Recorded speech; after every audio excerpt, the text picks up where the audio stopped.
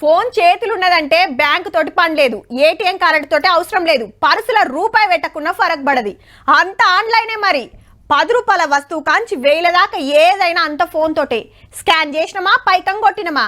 ఇయాల రేపు ఫోన్ అంటే మినీ బ్యాంక్ మరి. దొంగలు పడొద్దని బ్యాంకుల ముంగట ఓ సెక్యూరిటీని పెడతారు, బందోబస్తు తాళాలేస్తారు. ఆయన ఊడ్చేటోళ్ళు ఊడుస్తూనే ఉన్నారు. మరి మీ ఫోన్కు తాళం గట్టిగానే ఉన్నదా? ఓ కొడుకో, కండ్లు మూసి తెరిసే లోపల 11 మందికి గుండ్లు కొడుతుర్రట సైబర్ దొంగలు. అంటే నిమిషానికి 660, గంటకు 40,000, రోజుకు 10 లక్షల మంది. దేశంలో సైబర్ నేరాలు కంట్రోల్ చేసే సంఘం ఆఫీసర్లే చెప్పిండ్రు ఈ లెక్కలు.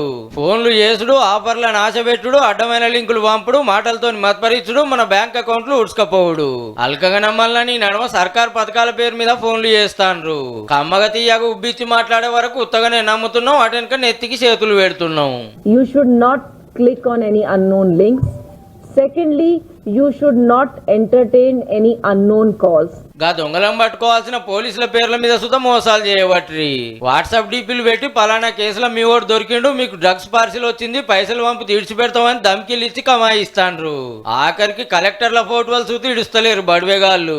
మీరు ఇమీడియట్ గా ఫోన్ పే చేయండి, అదర్వైజ్ కేసు పెట్టేస్తాం. పోలీసులు వచ్చారు, నోటీసు ఇవన్నీ చేరి వీళ్ళందరూ. ఇవన్నీ చాలేని నిన్నయాల క్రిస్మస్ గిఫ్ట్ల పేరుతోటి లింకులు పంపుతాండ్రు. అబ్బా దోస్తు పంపిండేమో అని తెరిసిరా అంటే సైతాన్ గాడు వచ్చి పైకమంతా దండుకపోయినట్టే. ఇంకా గమ్మత్ ఏంటంటే పల్లెటూరుల కంటే పట్టణపోళ్ళే ఎక్కువ బోర్ల పడతాండ్రట గీసొంటోళ్లకు. ఈ ముచ్చట ఏళ్ళకేళ్ళాడు పోలీసులు ఇటు మేము మొత్తుకునేది మొత్తుకుంటూనే ఉన్నాం, మోసపోయేటోళ్ళు దినామింత పెరుగుతూనే ఉన్నారు. సైబర్ దొంగల వార్త సురువైన కాంచి నిమిషం సేపట్లనే అల్కగో 1000 మంది అకౌంట్లు ఖాళీ చేయొచ్చు పో.